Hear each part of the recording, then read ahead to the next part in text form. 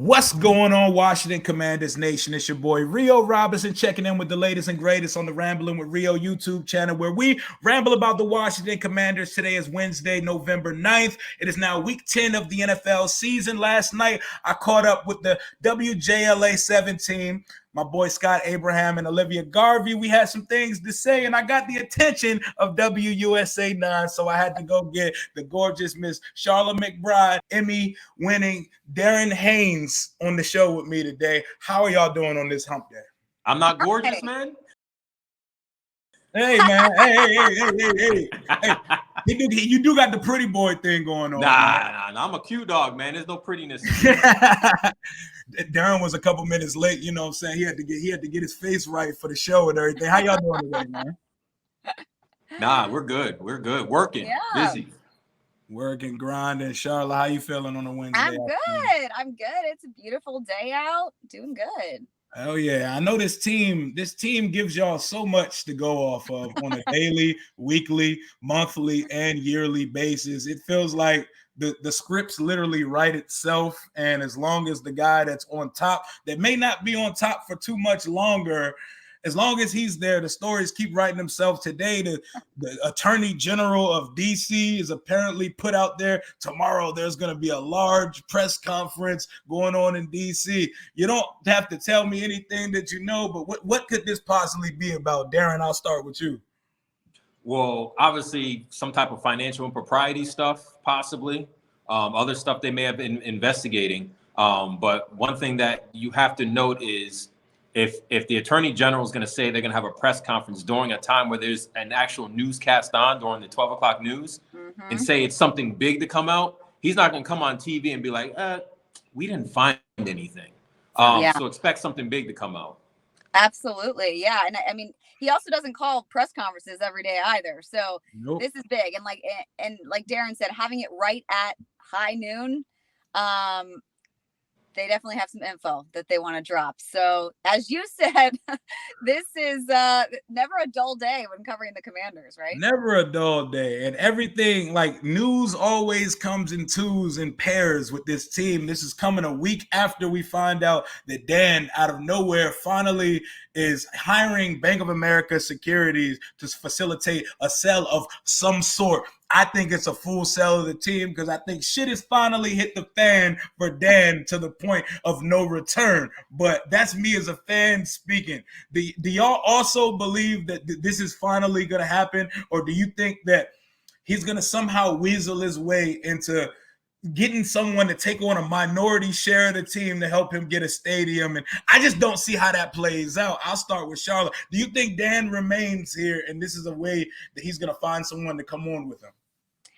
Initially, I would say yes. Initially, my thoughts were that he was just trying to, sell a minority stake, get enough capital to build his dream stadium. But honestly, with all the stuff now, like what's going to happen tomorrow, what's going to be announced, it might be a situation where he's going to have to sell the whole team. Something interesting, though, that came up with just yesterday, Matthew McConaughey now putting his name in the hat. All right.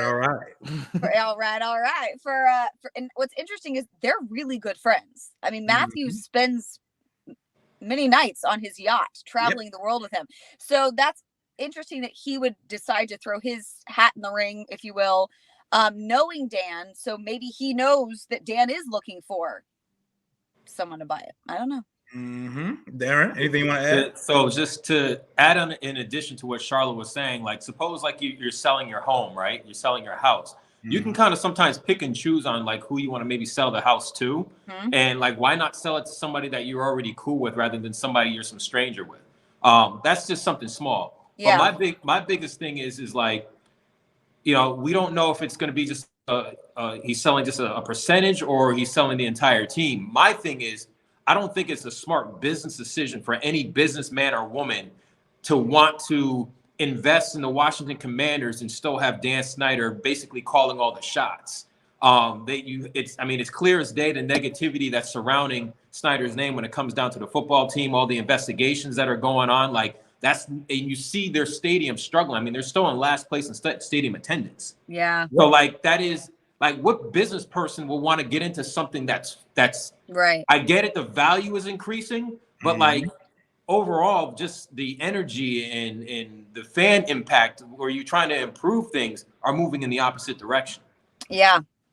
It feels like to me, I don't know, maybe just the fandom in me, and I've been begging for this to happen my whole life. It feels like the cards and the stars have finally aligned, and he's going to sell the team because, like you said, who's getting into bed with Snyder in a business sense? You know, the only person going to bed with Snyder is his wife. We're not even sure about that, but I'm not going to go there right now. Who is going to sign up to work with this guy, a guy that has been ducking subpoenas on his yacht for the last 6 months, a guy that has Congress coming after him. He got the feds coming after him. Everything, man. See, here's one big note.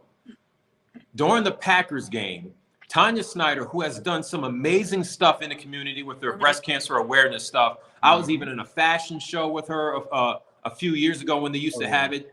And so she's done amazing work. And when they showed her work on the Jumbotron, they booed her. Yeah. And then the chance to sell the team, like, listen, Charlotte's married, right? I'm married. If I'm hoping that if someone booed Charlotte and disrespected her, her husband will say something. If someone booed my wife and disrespected her, I need to do something about that. So, like, I think that kind of pushed things over the edge as well. Like, that was the ultimate disrespect, like, to your wife. If you don't do anything, I mean, don't do what Will Smith did. But you get what I'm saying? like you got to step up for your wife. Hey man, Dan definitely not. That was rough. That was such a cringy moment too. You know, when she popped up on the board for breast cancer awareness, and they started booing. So a former breast cancer patient too, and everything she's done for the Think Pink initiative for the league. And Tanya is awesome. I've met Tanya a few times. She's so great, but she will never be able to escape the shadow and the cloud that Dan has set over this organization. And while I feel for him in that aspect, and it's in a human sense, you put your wife as the figurehead and face of the organization that you've shat on for the last 22 years and expect that everyone isn't going to just project the feelings they have for you to her. You kind of put her in that position to take that scrutiny. But if it is the last straw, I hate it for Tanya Snyder, but I think it's going to be. And everybody's rumoring that we know that the guy who has enough money to take over the world is the most interested in buying the team. I saw you did a segment where you linked a lot of local people that would be interested in buying the team. But I think there's one person that has been plotting on the Daniel Snyder demise for years. He bought the Washington Post. Amazon headquarters is going to be in Arlington. He could have made a run at the Denver Broncos. He could have made a run at any team because he can cut a check for the entire league and still have the majority of his net worth. But as soon as the word comes out that the team's for sale, you hear Bezos, you hear Jay-Z's partnering with him, you hear McConaughey wants to get in with them, KD wants to get in with them. Does it feel like a foregone conclusion that no one's going to be able to top this bid and it's going to be Jeff Bezos' team if it goes for sale? I think so. I mean, who else has more money right now that's putting their name in the hat? I mean, the fact that he's worth $200 billion and maybe he could get this team for $6 billion, that's nothing to him. Yeah. He can find that in the center console of his ride, like the change that fell out of his pocket. We're talking about a dude who lost like $70 billion in a divorce, and it didn't really hurt his net worth at all. Exactly. Isn't that insane to think about? I mean, it was just a Tuesday. Imagine that type of wealth. And then people are like, but why would he take on partner? Like, what is he going to work with Jay-Z for? I'm telling you, this is an inside job, and the league has been grooming these guys for this opportunity. Jay-Z is employed by the NFL to handle social justice initiatives and the halftime show at the Super Bowl. Amazon Prime just partnered with the NFL. It just feels like it all makes too much sense. And when they walk in that room and they make that bid, I'm not sure who's going to compete with it, but it feels like it's going to be Bezos' land. And if he gets the team, all opportunities immediately become open. We're talking DC Stadium. DC, Maryland, and Virginia are probably going to fight for the stadium at that point because you're not going into business with Dan, because who wants to do that? Darren, is that where you think this is going, or do you think a wild card or someone's going to hop into the mix and come and get the team out of nowhere? I mean, you never know. But I mean, right now your front runner is Bezos and the rest of his crew. But clearly, there are not a lot of opportunities for someone to own a NFL franchise. Like that is very rare. Like that sticks in the family for a long time. And so if you have the money to do it and the opportunity's there for you to take advantage of it, like you can't hesitate. So it just shows a little bit, it gives you an idea where Bezos is at. And even Jay-Z as well. Oh yeah, man. All right. We're 10 weeks into the season. It's crazy. 10 weeks into the season, and as much football things as there is to talk about, there's always so much clouding it, man. That's why you feel for the players and the coaches of this organization, but football still has to be played. They lost a heartbreaker on Sunday versus the Vikings. Do they have a chance on Monday versus the Philadelphia Eagles, who are looking for a 9-0 start for the first time in their franchise's history? Sharla, what chances does Washington have to pull off the upset like they did in 2020 when they went up and beat Pittsburgh, who was 11-0 at the time? Oh, yeah. Well, Darren will tell you that I'm always positive Polly. So I'm always like, yes, they're going to win. It's going to be great. And I did predict in our post-game show after the game, I said, you know what? I think they're going to be the team to do it. The Eagles can't go undefeated forever. So maybe it's the Commanders' time to make a name for themselves and beat the undefeated. Darren, I'm positive. Listen. Let me keep it real fast. Like, don't get me wrong. Yeah, there's going to be that time where the Eagles are going to lose a game. Like it just happens. The NFL is very competitive like that. I just feel like that opportunity for Washington to pull out that big win was basically last week Sunday against the Vikings. That was that opportunity to have that momentum to then go into Philly, which I still felt like they were going to lose again anyways. But now all of a sudden you have where a lot of that energy is gone because of the way they lost that particular game. And I feel like the Eagles are just rolling. I mean, they got a running quarterback. We all know how the Commanders struggle with running quarterback. So good. You know, this is not Kirk Cousins chilling in the pocket. Nope. You know what I'm saying?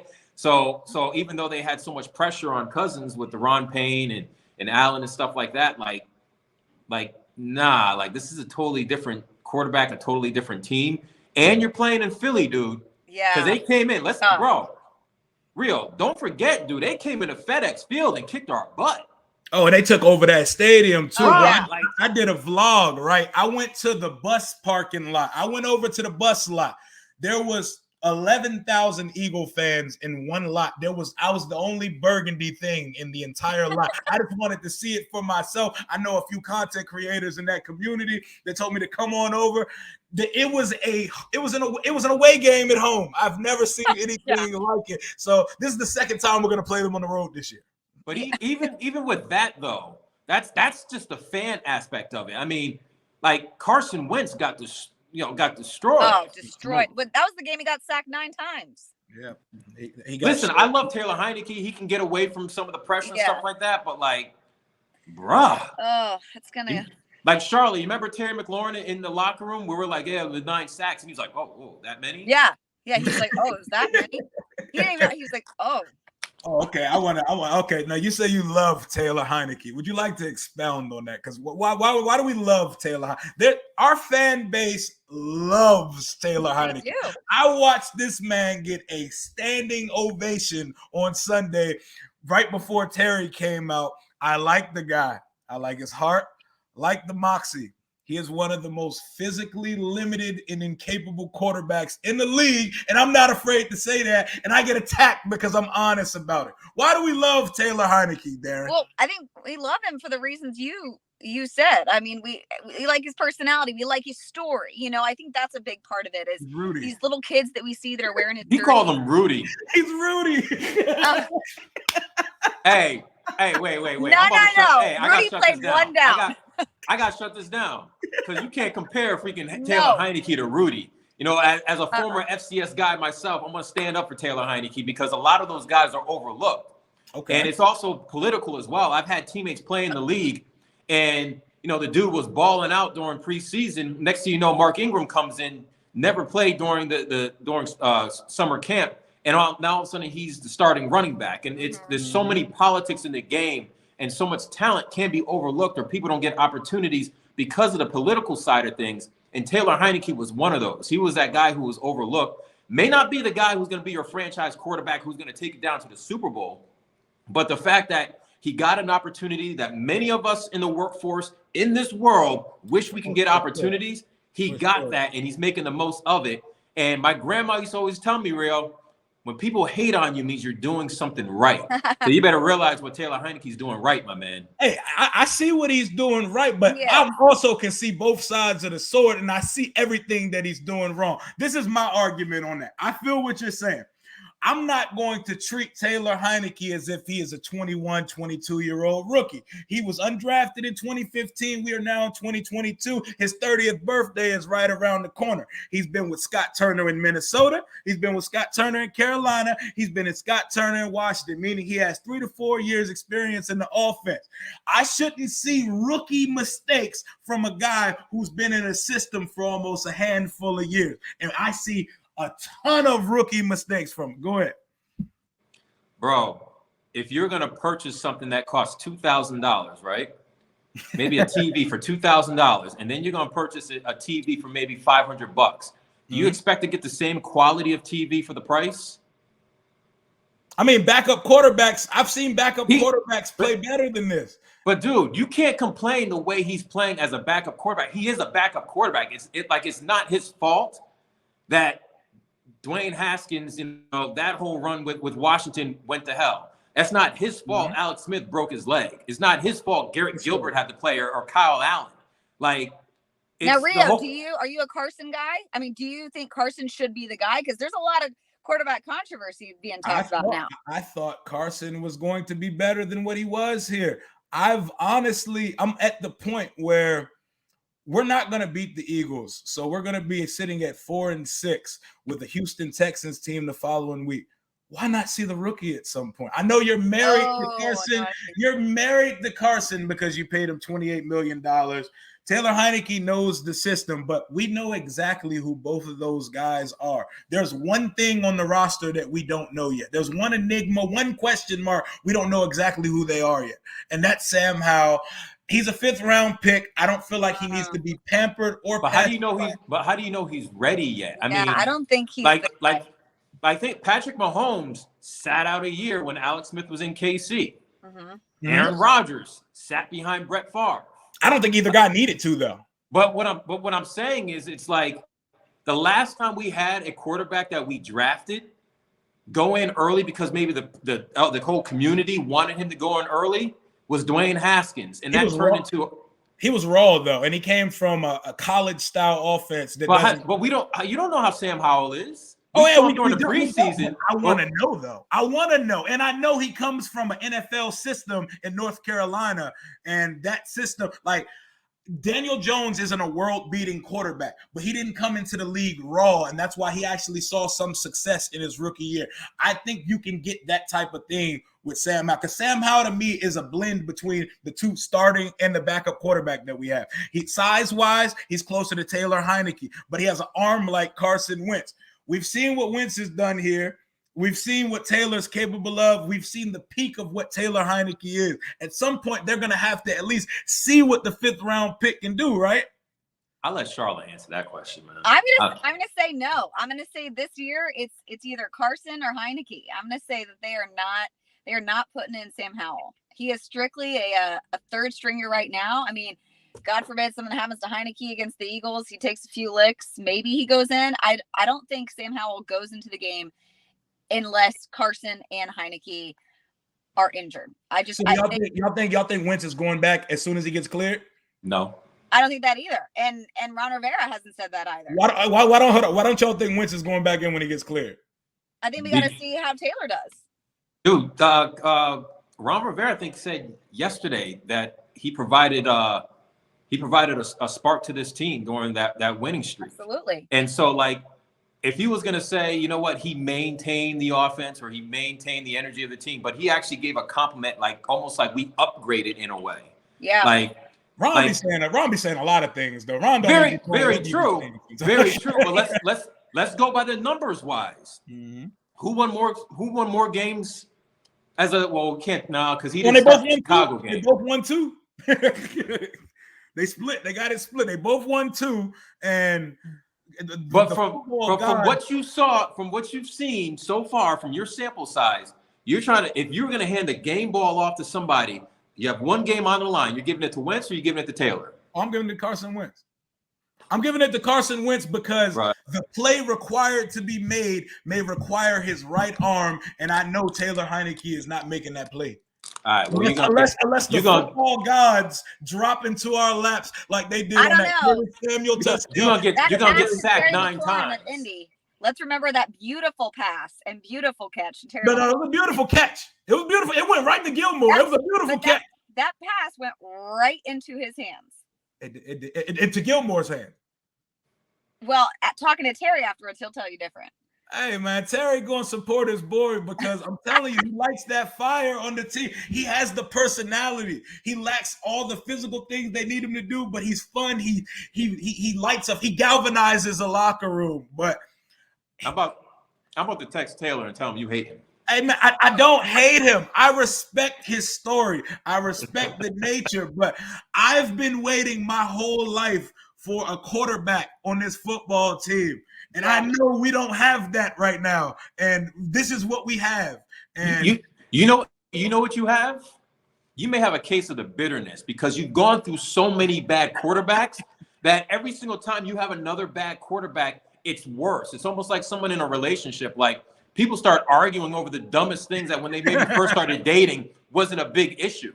Because you've been going through this, it's like PTSD, man. Like, we can bring in a good quarterback. He can be the first number 1 overall quarterback. As soon as he gets sacked, you're like, oh, here we go. No, not me personally, because I have patience for young quarterback.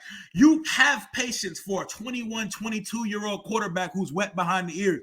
30-year-old quarterbacks who've been in the system for a handful of years should not still be wet behind the ears, and he makes a lot of low IQ plays.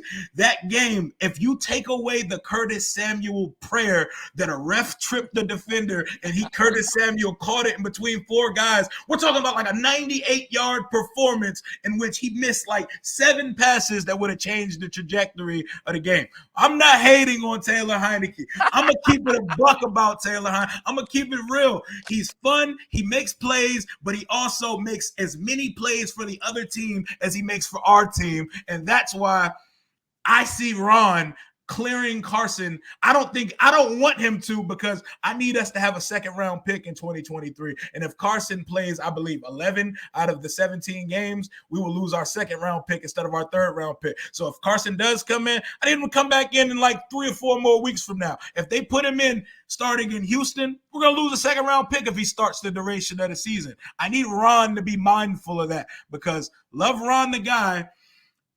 Like, have you seen this many time management, timeout, and challenge gaffes by a head coach here?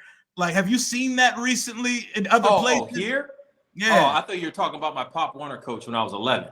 Hell yeah. No, I'm talking about Ronald Eugene Rivera.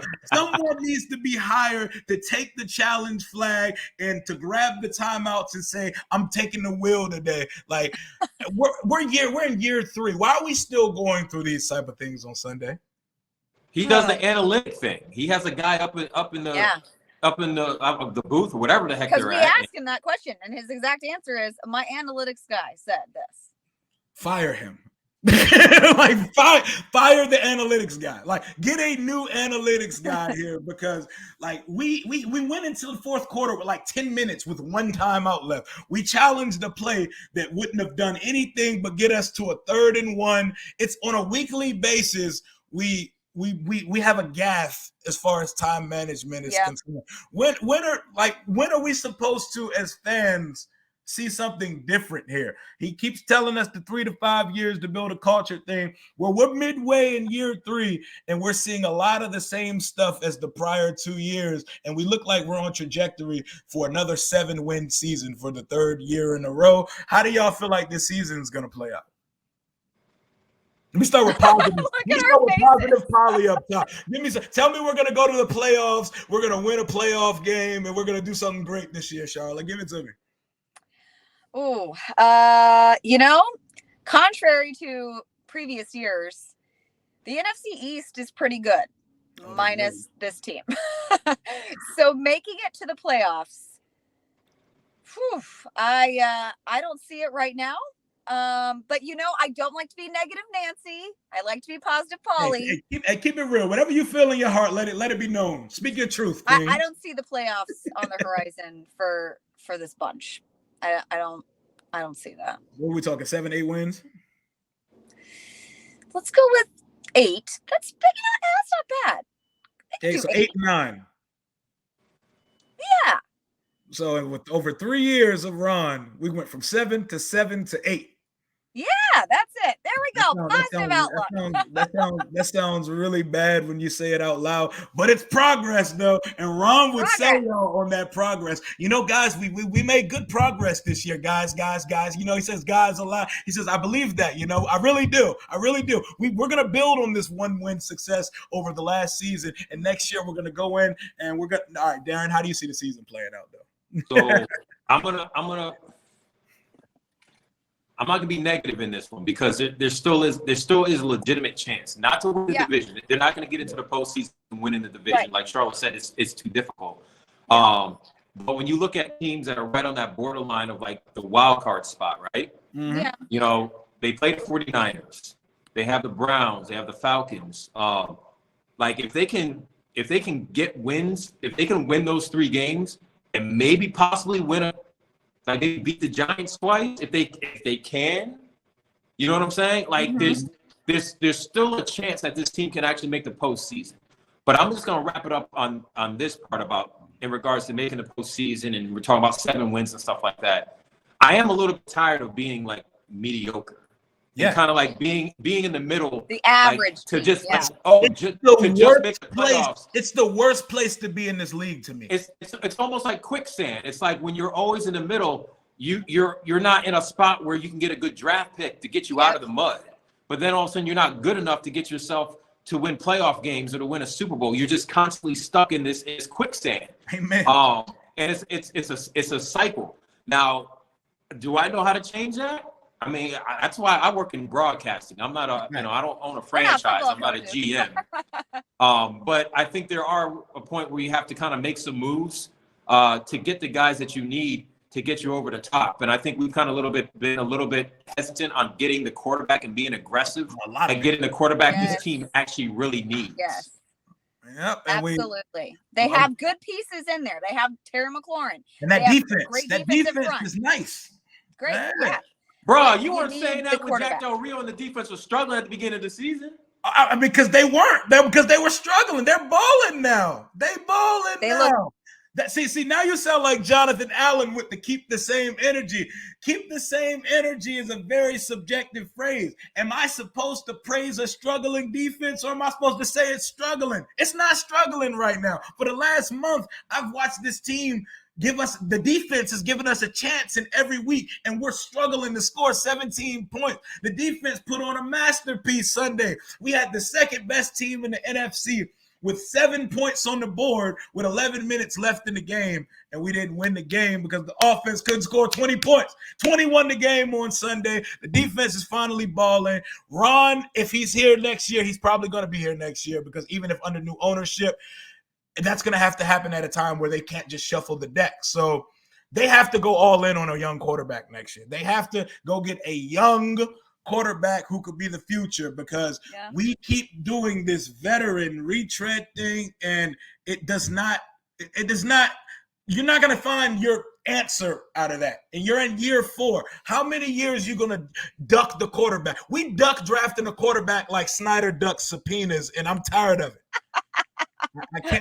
I can't see it no more. But like you said, quicksand. When you're in the middle, it is literally like the worst place to be in the league. That's why, as a fan, I don't like to advocate for tanking, because one, we're not a great team. So if we lose games, we didn't lose the game on purpose. We lost the game because we weren't the better team that day. 2, it's like you need to make the playoffs, or you need to be in a position to draft what you need to win. If you keep picking 15th to 19th in the draft, and you're afraid to push the cards in the draft up for a guy, what are we doing? What are we even doing? Hey, Sharla, I think this is time for me to have that moment with Rio, because he seems to let's close our eyes like we do on our show. Okay, we're ready. Dear Lord, Heavenly Jesus, let us pray for Rio, Lord God. We know that he is bitter, he is angry, he wants his team to be successful, Lord Jesus. So we pray that you forgive all the owners, all the coaches, and all the front office people for the mistakes that they made up to this day, but know that they'll make a better choice in the future so they can win again like they did back in the day. Amen. Amen. Hey, before I die, I gotta see it. Before I die, I gotta see it. And before I let y'all go, before y'all get out of here, man, I had to ask, because it's all, everybody respects their colleagues, everybody respects their competitors in the market and stuff like that. How do y'all feel when it comes to competition in this type of thing? Because I know Darren, you got the hardware. I see Sharla likes to kick it with one of her besties works for another network. How do you guys set yourself apart and make what you do unique when it's all regurgitating the same type of information? Like, how do you guys set yourself apart and above and beyond to the rest of the news crews and the DMV? I think you said, like, you regurgitating the same information. So yeah, while we're all covering the Commanders, it's about like the stories and the interviews and the relationships and the connections. And so I think Darren and I, work on that starting in training camp, right? Like we, when we sit down with these guys and get to know them, and then you're going to get more out of them as the season comes on. You might get a little more truth out of some. You might, talk off the record with some, and you start to get those special stories, those different stories, not just, reporting the X's and O's of the game. But yeah, while we're friends with everyone, we're certainly competitive. Like look at Darren's face. Like, we want to win, right? Like, just like the Commanders want to win and not be mediocre, we want to win. So yeah, Darren, you can elaborate. I'm trying to keep my mouth shut. Nah, talk your shit. Like growing up, my family, when we'll talk about certain things, I always start my sentence off by saying, "Hey, Mom, here's what's on my mind," and then I'll just start blabbering out. And I can't necessarily say what's on my mind in this situation, but I do know is that nobody does more creative content like Sharla and I. Nobody breaks stories in local sports like Sharla and I. I love to compare my Rolodex to some of the other competitors, but like what I'm getting at is when we see some of the other competition, it is definitely all love, 100% all love. And for me, I kind of go back to my sports background, and Sharla was a hell of an athlete back in the day too. So we're all, that competitive side is definitely in us. And Sharla and I, we don't walk around talking trash to people. We don't like we're better than we don't do that. What we do is our bragging is by our success, about if it's the Emmy Awards that we've won, or like who won best overall sports. I mean, we're still the reigning champs right now. Okay. When it comes down to the Commanders investigation coverage, like they're other outlets, like I got to go on the news, I got to go on the radio at 4:13. Like they reach out to us because we're leading that investigation with the Washington Post, but we're talking about just the broadcast side. So I would like to not just beat the competition, I like to destroy the competition. And that's what I like. See, that's the talk I wanted right there. That's the talk. Listen, when Scott was talking about a dog, like I know for a fact, and I'm telling you, I'm not a big like bragger or boaster. Like I know that I'm a dog, but I'll do it in regards to the way I work and the content we put on there. But like there's also like the thought process where it's like I want to be that dog when you like if you drop your dog off at a dog park, or if you drop your dog off at like a place where they sleep overnight. You have the big dogs in one section, and then you have the little dogs in the other. Like I'm in the spot where the big dogs are at. Okay. I like it. See, that's that talk I like, man. I respect humility. I respect, being humble, all that good stuff. My favorite version of Terry. But wait, hey, Rio. But you know what triggered me in all of it? was What was Olivia said she will kick our asses. Yeah, she said it. She doubled down too. She said, "I love Darren and I know. Sharla." I was like, girl. She said she will kick. Listen, everything was all good until she said we'll kick their asses, and then I was like, okay. Eyebrows perked up a little bit. Okay. I was like, all right. I was like, let me go from the big dog section to where they keep the little teacup Yorkies. Let me go see what's so. Nah, Yeah, teacup Yorkies are cute, by the way. Nah, this is all in good fun. This is all in good fun, and this is not even me actually trying to stir up some actual shit because I love relationships and rapport between you guys. But I love the competition. The competition breeds excellence, and that's all. It's all love though. But Scott knows I like to talk junk to him. We talk junk, but yeah, it's all love, man. Man, that's how it always should be. I appreciate y'all stopping and taking a half an hour out of y'all day to come kick it with me on my platform. Like I said, I've met y'all in passing. You met my loud ass at camp, making noise, being that crazy fan out there, moderating and commentating every rep of practice. But this is my first time formally meeting y'all. I appreciate y'all. Starting with Sharla. Let folks know where they can find you on social media and what y'all got coming up on the news. Because I know y'all got to get the Commanders song, guys. Oh yeah, it's Commanders. But I'm at Sharla McBride on social media. At Sharla McBride on Instagram and Twitter. Yes. All right, Darren, let them know where they can find you. At Darren M. Haynes. At Darren M. Haynes on Facebook, Twitter, Instagram, Black Planet, MySpace, Yahoo, on all those joints. And yeah, of course, we got the Attorney General stuff coming up. We actually got an exclusive interview with the dudes who wrote that song, the Commander song. DJ Oh goody. Yeah, we got that airing at 5:55 and tonight at 11 o'clock. Hey, and here's a tease for you, bro. Your boy spit some bars on the track. So I'm gonna say. Okay, let me find out Darren on the remix. Let me find out Darren's on the remix. I dropped a vlog from the game. He was actually in front of the stadium with his setup and performing the song before the game. I got clips where we actually performed like the first half of the song with him in front of the stadium. That's a good dude. Can't wait to see that. Appreciate y'all for coming on with the show. That's all I got for right now. Until next time, y'all know where to find me. Hail to the Washington Commanders, left hand up. Deuces.